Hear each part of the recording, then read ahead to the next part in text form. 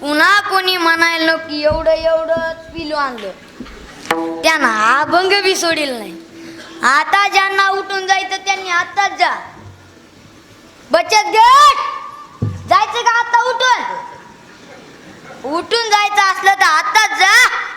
पुन्हा मी चालू कीर्तनात उठू देत होय, कसं उठू देत नसतो. एक दिवशी असं झालं, कीर्तन रंगात आलं, एक जण उठलं, मी त्याच्या मागच गेलो. असं नाही गेलो, ते म्हणला महाराज इकडं कुठं, मी म्हणलं तू इकडं कुठं, वय मंडपात. असं महाराज विठ्ठला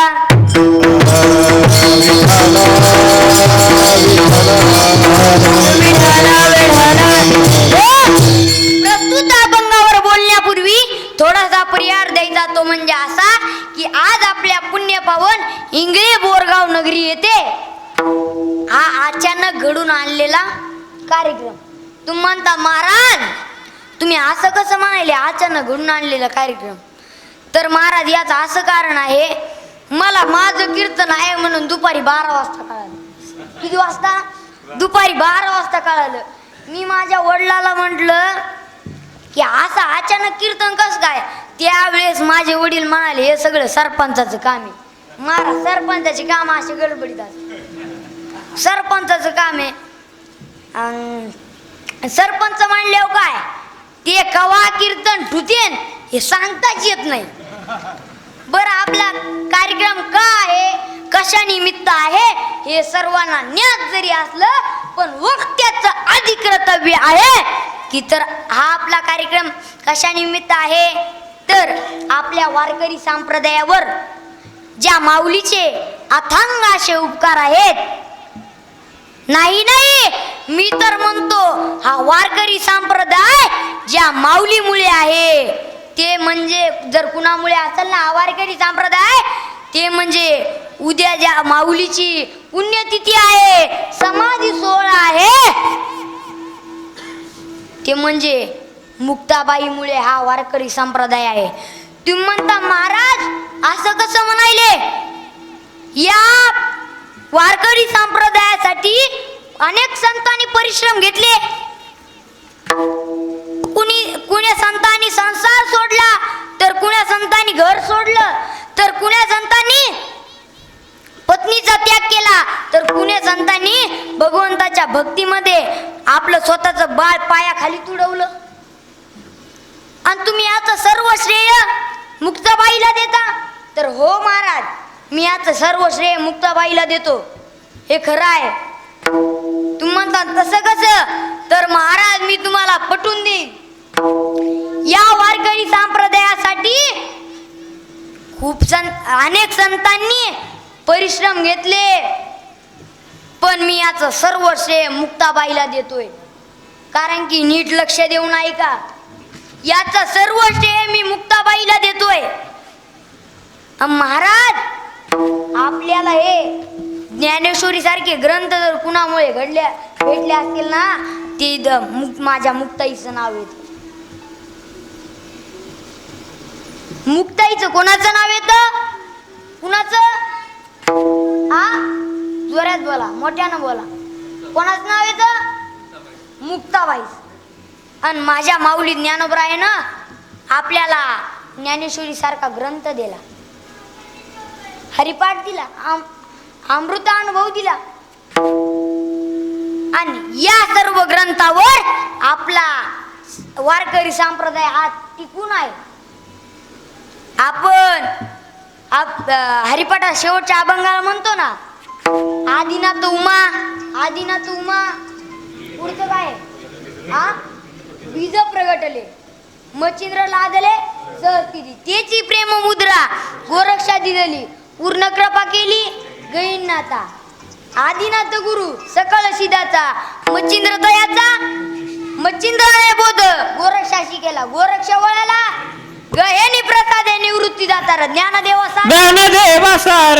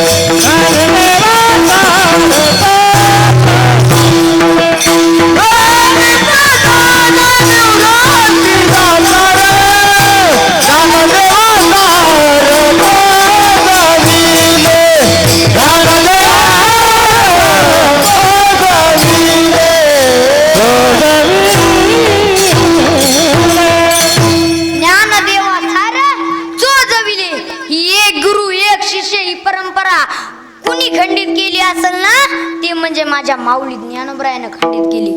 माझ्या माऊली ज्ञानोबरायानं आपल्या वारकरी संप्रदायाला अनमोल असे ग्रंथ दिले.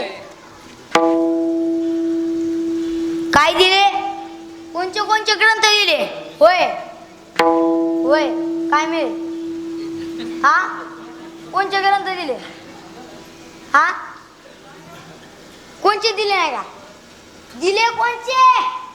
ज्ञानेश्वरी, अमृतानुभव, पुन्हा काय हरिपाठ, पुन्हा चांगदेव 65, चांगदेव 65 सारखे ग्रंथ दिले.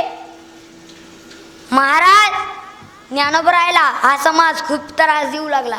एक दिवसचा प्रसंग आहे. माझे माऊली ज्ञानोबराय भिक्षा मागण्याकरिता गावात गेले आणि माझे माऊली ज्ञानोबराय प्रत्येकाच्या घरासमोरून जात होते आणि म्हणत होते, अहो काकू, अहो आई, मला जास्त शिदा देऊ नका हो, पण माझ्या चिमुकल्या मुक्ताबाई करता थोडा शिदा द्या हो, सोपान काका पुरता तरी शिदा द्या हो. त्यावेळेस एका स्त्रीला दया आली आणि त्या स्त्रीनं ज्ञानोबरायाला भिक्षा वाढली. आणि ते पाहू लागले तिथले ब्राह्मण. तिथल्या ब्राह्मणांनी पाहितलं आणि ते ब्राह्मण ज्ञानोबराय पाशी आले आणि ते अन्न शेणामध्ये कालवलं. हा तळाच माझ्या माऊली ज्ञानोबरायाला सण झाला नाही. माऊली ज्ञानोबराय म्हणाले, बस. ज्ञानोबराय ताड ताड ताड ताड सिद्ध बेटात गेले आणि ताटी लावून घेतली आणि योगाद्वारे आपल्या प्राणाचं उत्क्रमण करू लागले. आणि महाराज माऊली ज्ञानोबराय होते ते साधे होते का? अहो, महाविष्णूचा अवतार सखा माझा ज्ञानेश्वर ते माऊली ज्ञानोबराय होते. माऊली ज्ञानोबरायचं प्राणाचं उत्क्रमण सुरू असताना जग दाटून आले. सन सन सन सर्वा सन सन सन सन वारा सुटला. भर दिवसात काळोख पडला, अंधार पडला. त्यावेळेस माझी चिमुकली मुक्ताबाई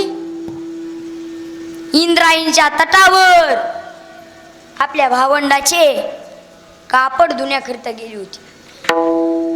मुक्ताबाईच्या लक्षात आलं, कुणीतरी योगी, कुणीतरी महात्मा आपल्या स्वतःच्या योगाचं उत्क्रमण करत आहे, प्राणाचं उत्क्रमण करत आहे. कोण आहे महात्मा? महाराज मुक्ताबाई आदिशक्ती होत्या. मुक्ताबाईनं डोळे मिटले आणि तो कोण महात्मा आहे म्हणून डोळे मिटले आणि पाहिलं तर तिथं समोर ज्ञानोबरायचा चेहरा दिसला. त्यावेळेस मुक्ताबाई म्हणाल्या, अरे ज्ञान दादा, ज्याच्या जवळ रुसायचं, हसायचं, खेळायचं तोच आज चाललाय. मी माझा लाड कोण पुरवीन? मी कुणाजवळ रुसायचं? मला भिक्षा हवी म्हणून मी कुणाजवळ म्हणायचं? त्यावेळेस मुक्ताबाई म्हणाल्या, अरे ज्ञान दादा, ताटी उघडा. विश्वपट ब्रह्मदोरा ताटी उघडा. ज्ञानेश्वरा. मग ज्ञानोबरायानं ताटी उघडली आणि मग या ग्रंथाची निर्मिती झाली.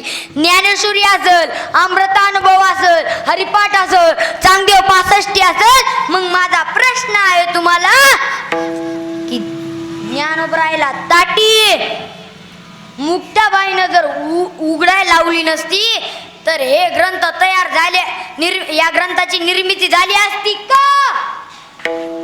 झाली असती तर नाही. म्हणून मी याचं सर्व श्रेय माझ्या मुक्ताबाईला दिलं. आणि महाराज संत ज्या तिथीला देह ठेवतात त्या तिथीला त्या तिथीत पुण्यवान होते.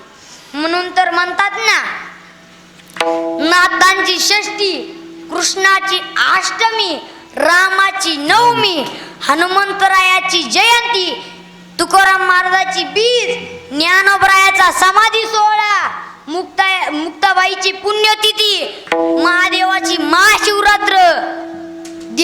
नवरात्रन तुमचे आमचे पित्र. ए गावाची गिर हाना विठाला.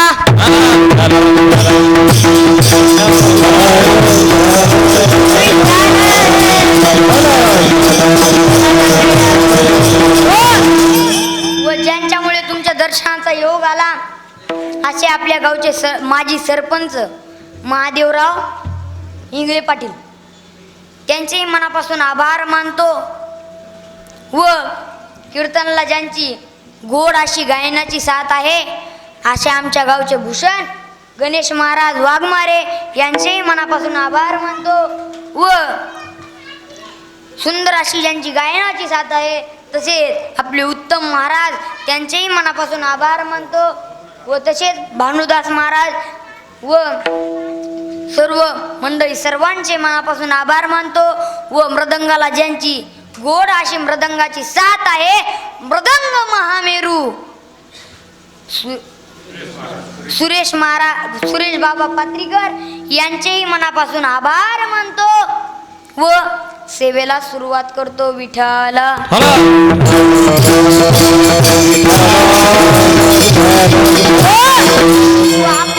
व आपली कन्हैया डेकोरेशन मंडप डेकोरेशन देगाव त्यांचेही मनापासून आभार मानतो.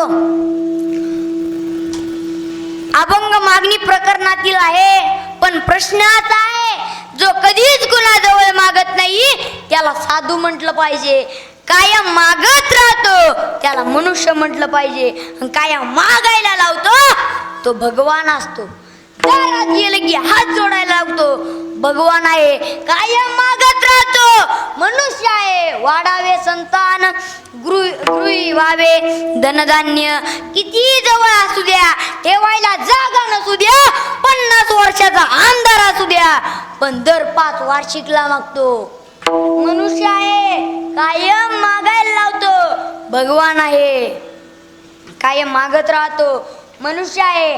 पण एक वर्ग मात्र असा आहे जो कधीच कुणाजवळ मागत नाही. का?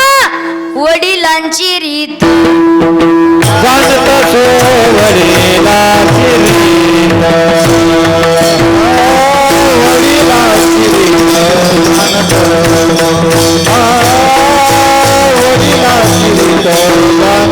काही मागणे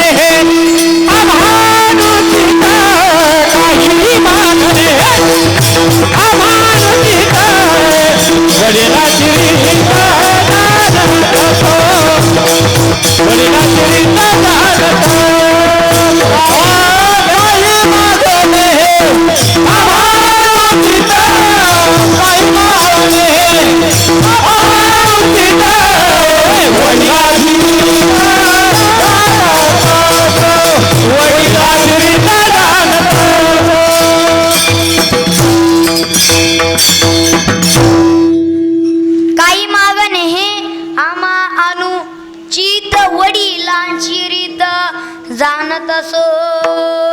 संत म्हणतात मागणं आमच्या रीतीमध्ये नाही. मग साधू जर मागत नाही तर मागणीचा अभंग कसा तयार झाला? जिथं जिथं सांप्रदायिक सप्ते होतात तिथं शेवटच्या आदल्या दिवशी मागणीच आहे. आपण मागणीचे अभंग किती कीर्तनला घेत असतो. मागणे ते एक तुझ प्रती आहे, हेची दान देगा देवा, हेची दान देगा देवा, हीच व्हावी माझी आस, हेची दान देवा, हेची देवा पै मागत, असे अभंग आहेत. मग साधू जर मागत नाही मागणीचा अभंग कसा तयार झाला? मागणीचा अभंग कसा तयार झाला याचं उत्तर असं आहे.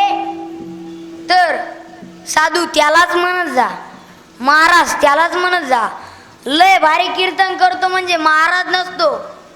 महाराज तो आहे जो मंदिरात गेला आणि मंदिरातून येता येता मंदिरातला देव घरी घेऊन आला. काही काही साधू असे आहेत ते मंदिरात न जाता मंदिरातला देव घरी घेऊन येतात. तुम्ही रामायण कायम ऐकता, रामायण ऐकता ना? रामायणामधली शबरी माता कधी अयोध्येला गेली असं कोणी म्हटलं का? कोणी म्हटलं शबरी मातेनं बॅग भरली आणि शबरी माता अयोध्येला गेली. आश्रमात या कधी येशील रे ही माझी भावना रामा रघुनंदना. हे प्रभू मी नाही तुझ्याकडे येणार, तुलाच माझ्या दरवाजात यावं लागेल. काय आश्चर्य असेल जब मेरे राम जी का आवन होगा, शबरी की कुटिया का पावन होगा. जब मेरे राम जी का आवन होगा, शबरी की कुटिया का पावन होगा. आएंगे जब रघुराई तब आसन पर बिठाऊंगी, मीठे मीठे बैर अपने हाथों से खिलाऊंगी. आएंगे जब रघुराई तब आसन पर बिठाऊंगी, मीठे मीठे बैर अपने हाथों से खिलाऊंगी. साथ साथ लखना जी का दर्शन होगा, शबरी की कुटिया का पावन होगा.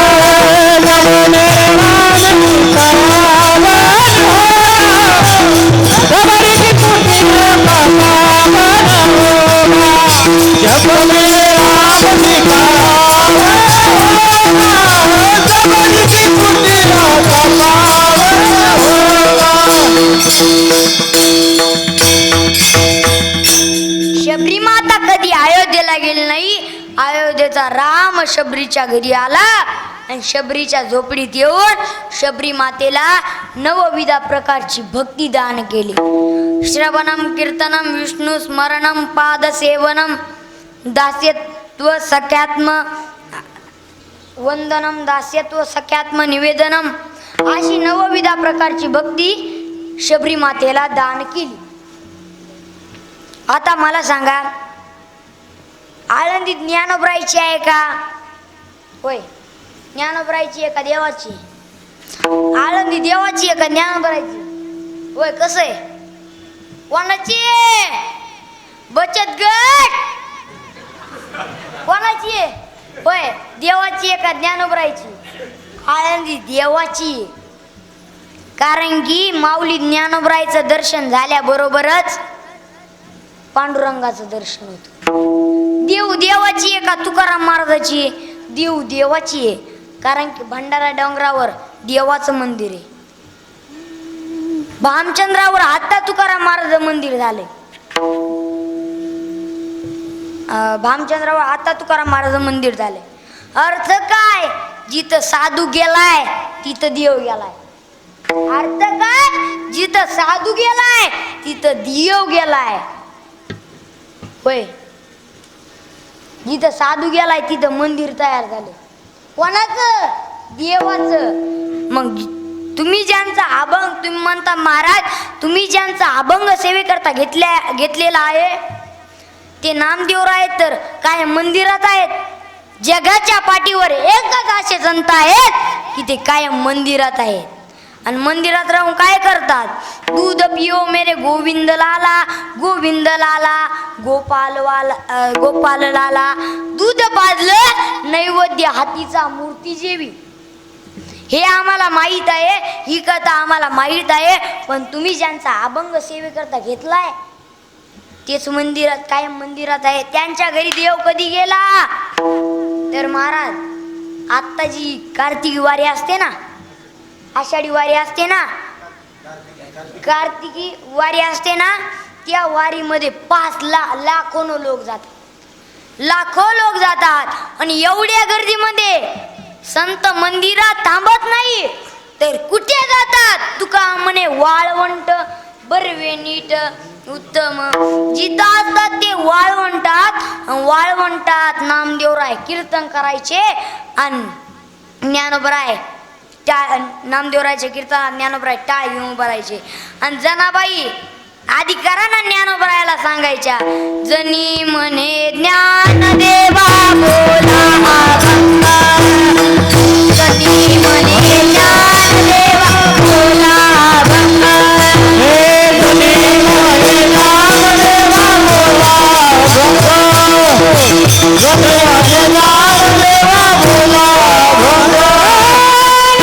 कीर्तन करी पुढे देवनाथ पांडुरंग धनी म्हणे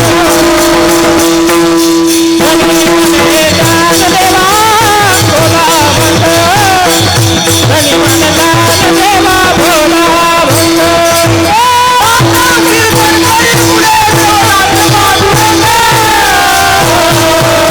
धनी म्हणे दास धनी म्हणे दास देवा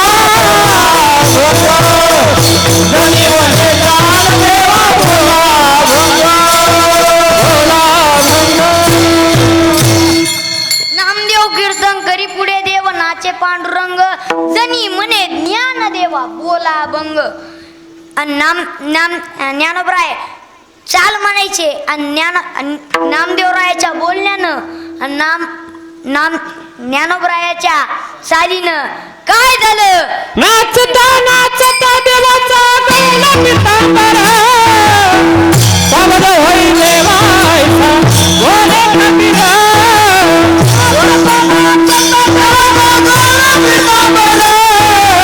सावध होई देवायचा बोले कबीर नाचता नाचता देवाचा गळा पितांबर सावध होई देवा बोले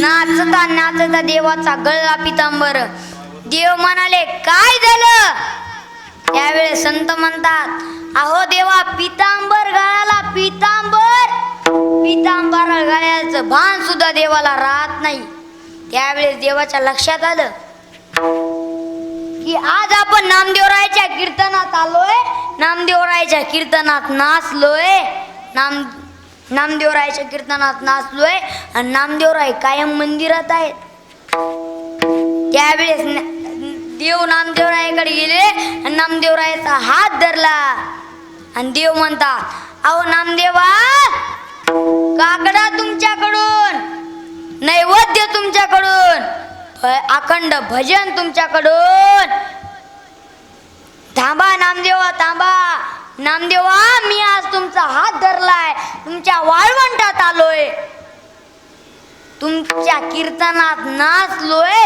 तुमच्या कीर्तनात आलोय थांबा नामदेवा थांबा एवढी भक्ती का कशासाठी थांबा नामदेवा थांबा मी रोज कुणाच्या ना कुणाच्या घरी जातो मला प्रत्येकानं काही ना काहीतरी मागितलंय थांबा नामदेवा थांबा त्यावेळेस नामदेवराय म्हणतात देवा तू माझा हात धरलाय तू माझ्या कीर्तनात आलाय तू आमच्या वाळवंटात आलाय तुले मागा मागा म्हणतोस म्हणून तुझ्याकडे एकच मागणं आहे ते म्हणजे अभंगाच्या अकल्प आयुष्य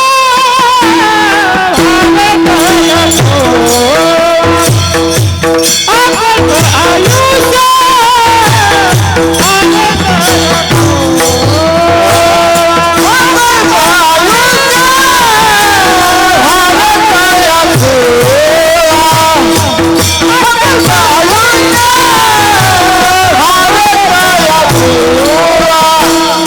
माझी हरी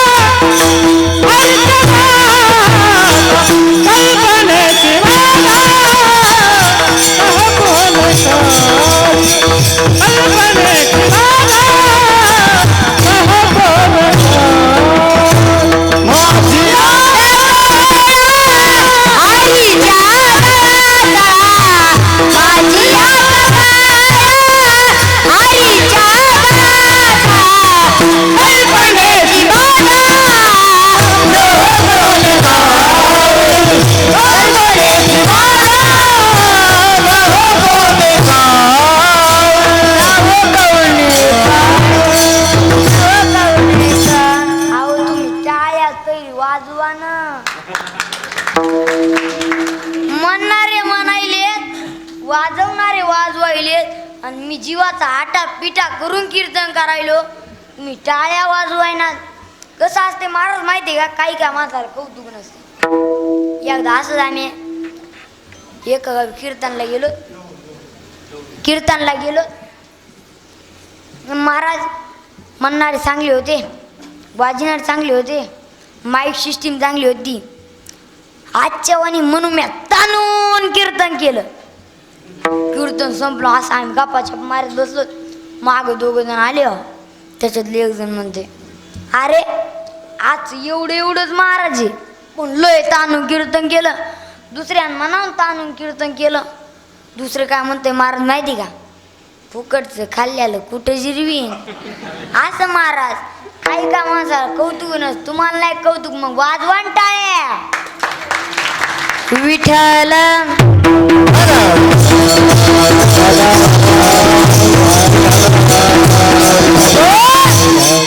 अकल्प आयुष्य व्हावे तया कुळा, माझी या सकळा हरीच्या दासा. नामदेवराय अकल्प आयुष्य दे म्हणतात, पण कुणाच्या कुळाला, तर जे हरिदास आहेत त्यांच्या कुळाला. तर तुम्ही म्हणता महाराज हरिदास कुणाला म्हणायचं, तर जे हरीचे दास आहेत त्यांना हरिदास म्हणा, किंवा ज्यांचं दास्यत्व या हरीने स्वीकारलं त्यांना हरिदास म्हणा.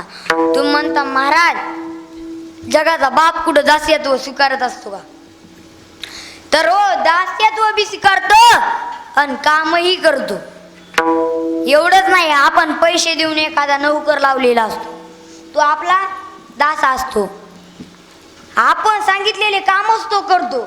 पण हा जगाचा बाप जर एकदा दास झाला ना, त्याला कामेन सांगता कामेन सांग टाळी वाजवा,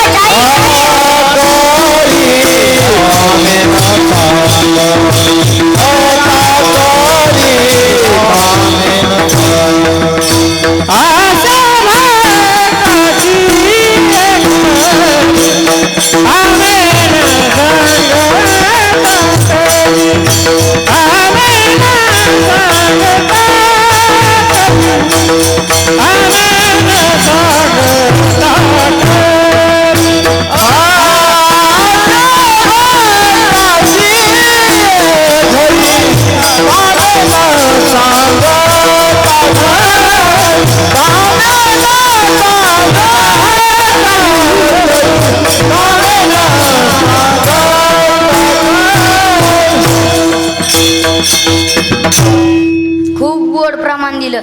कसं प्रमाण दिलं सांगू, आता उन्हाळ्यात दिवस आहेत, असा आंब्याचं झाड असावं, त्याला चौकून काय रे असावा, इकडून 10 वेळ हाणला की बरोबर पाराडचीच पाळावा. नाहीतर काही काय भजने असे प्रमाण देते, पाडाची तर नाहीच नाही. अरे कची तरी, कची बी नाही, ही जळलेली सुद्धा पडत नाही. महाराज असंच मी दृष्टांत सांगत होतो. डोंगराच्या कडलं एक गाव होतं. त्या गावात एक शेतकरी राहत होता. त्याला 2 मुलं होते, एक ज्ञाना आणि एक निवृत्ती. ज्ञाना आणि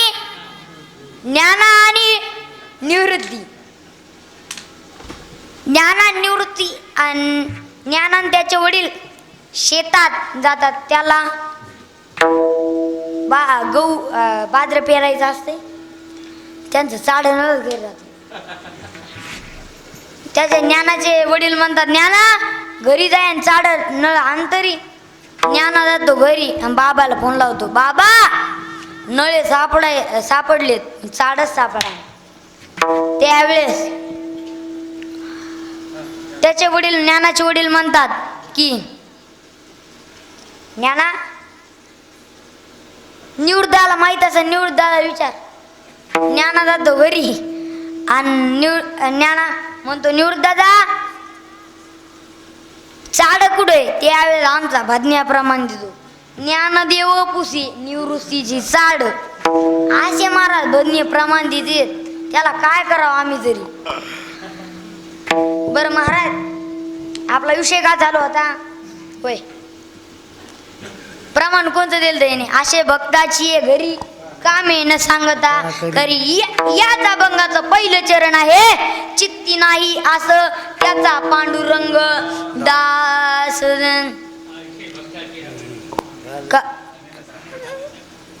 चित्ती नाही असं त्याचा पांडुरंग दास. तर भगवंत कामही करतो आणि दास्यत्वही स्वीकारतो. बरं तुम्ही म्हणता देवानं कोण्या भक्ताचे काम केले, तर कुण्या एका भक्ताचे काम नाही केले. तर काकड्याच्या मालिकेत काकड्याच्या अभंगात दुसऱ्या मालिकेत हे अभंग आहे. उच नीच काही नेने भगवंत तिष्ठे भाव भक्त देखोनिया. तर सांगायचं म्हटल्यावर पैठण निवासी शांतीब्रह्म एकनाथ महाराज यांच्या घरी 36 वर्ष पाणी भरलं, धुणं धुतलं, भांडे घासले. संत गोरोबा काका ज्यांना गाढवावर माती आणून मडके घडवू लागले. संत चोकोबराय ज्यांच्या पत्नीचं बाळातपण देवानं केलं. संत जनाबाई ज्यांना गौऱ्या वेचू लागल्या. अहो नुसते घरचेच काम नाही, तर एका भक्ताला तर शेतात जाऊन गुरुपू लागावं. माळ्या सावत्यास गुरुपू लागे, माळ्या सावत्यास गुरुपू लागे, माळ्या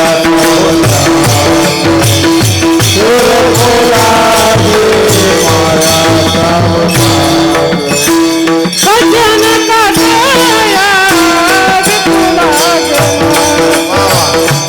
सजन का दया विपुला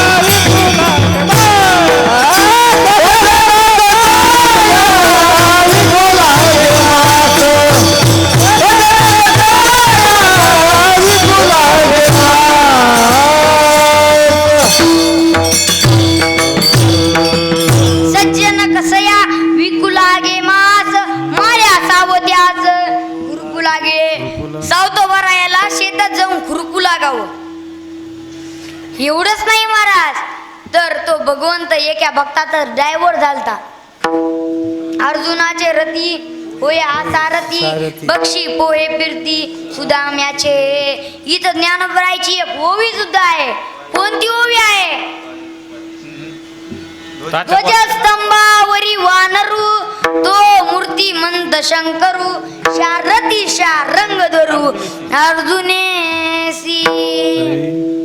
तर भगवंत कामही करतो आणि दास्यत्वही स्वीकारतो.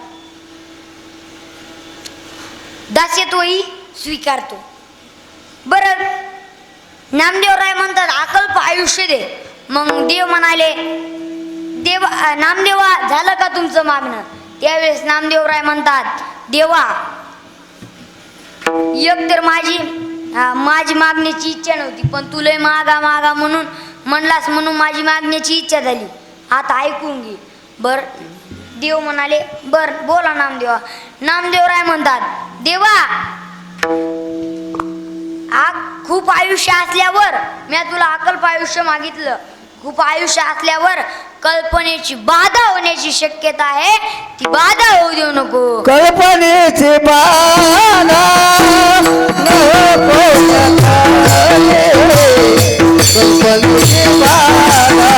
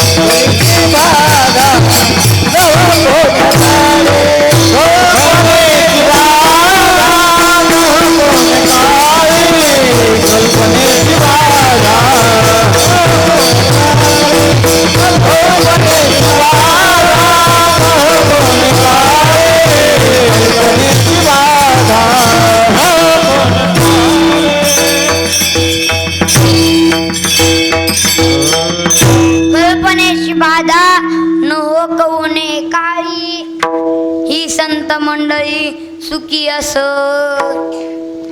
तर कल्पना म्हणजे काय, तर जी नाही ती गोष्ट मनात आणणे म्हणजे कल्पना.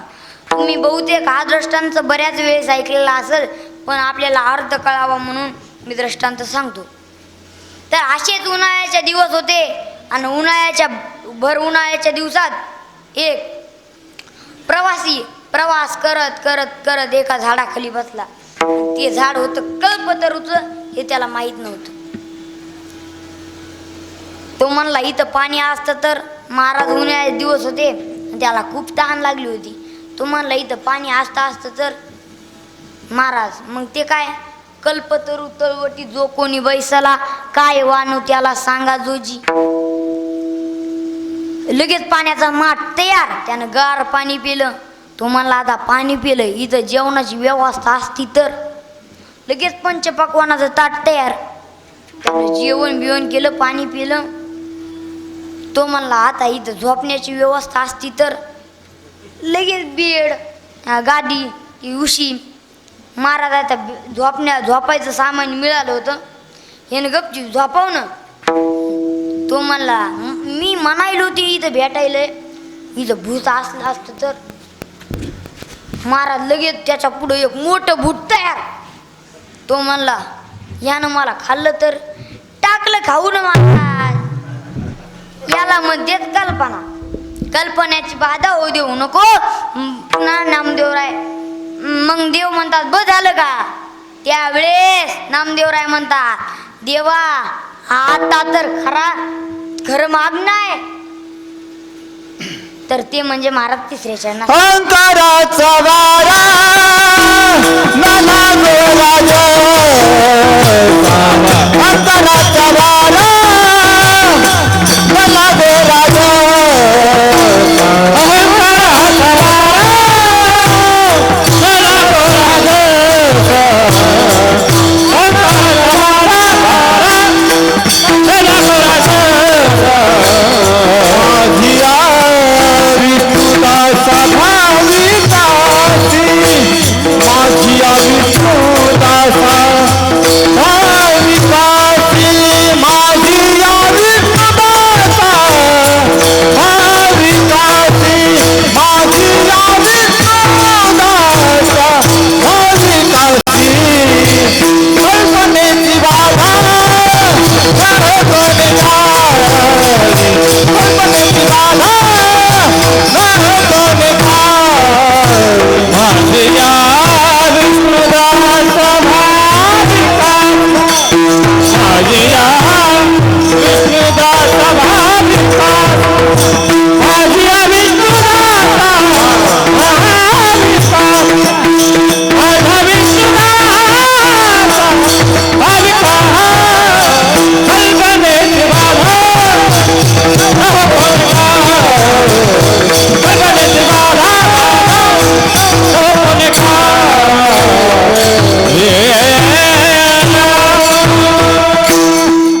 अहंकाराचा वारा न लागो राजसा, माझी विष्णुदाचा भाविकांशी.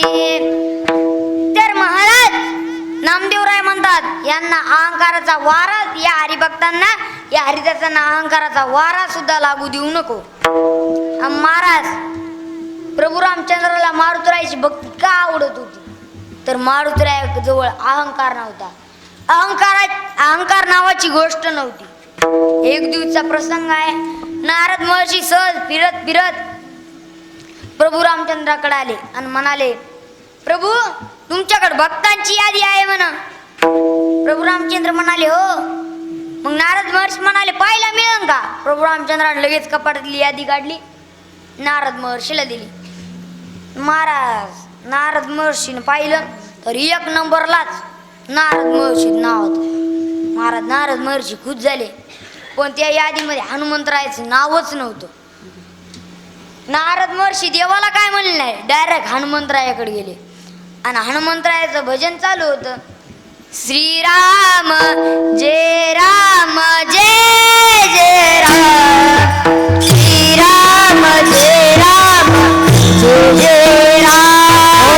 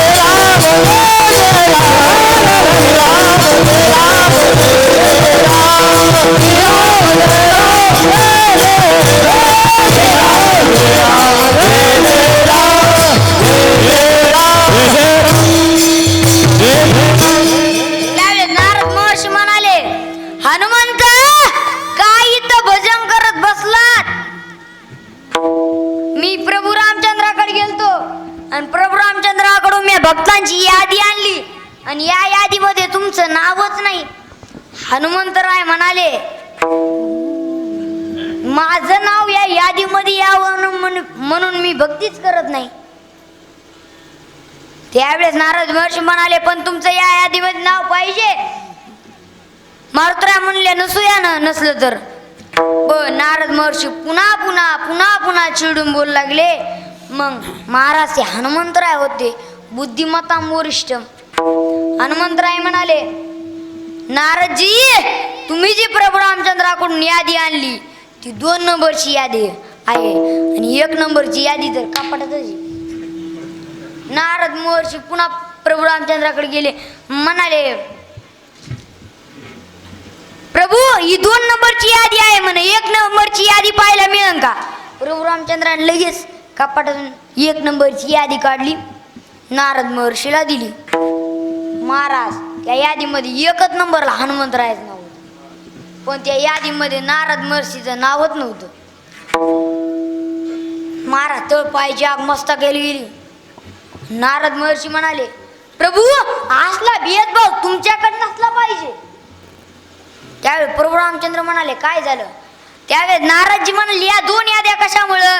त्यावेळेस प्रभू रामचंद्र म्हणाले की 2 नंबरची जी यादी आहे ती यादी मी ज्यांना आवडतो त्या भक्तांची यादी आहे आणि 1 नंबरची जी यादी आहे ती यादी मला जे भक्त आवडतात त्यांची आहे. आणि त्याच्यात सर्वात वर माझ्या मारुतीरायाचं नाव येतं. मारुतीरायाचं नाव येतं म्हणून मारुतीरायाजवळ अहंकार नव्हता म्हणून मारुतीरायाची भक्ती रामाला आवडत होती. आता एकदा सर्वांनी हातावरती घ्या. सर्वांनी हातावरती घ्या. हात नाही काय हातावरती घ्या. मागचे सर्वांनी हातावरती सर्वांनी इतकेच नाही असे तुम्ही असे केलं तर भगवान तुम्हाला इतकंच पुण्य दे. असे केलं तर जास्त होईल. सर्वांनी हातावर द्या. सर्वांनी रखुमा जय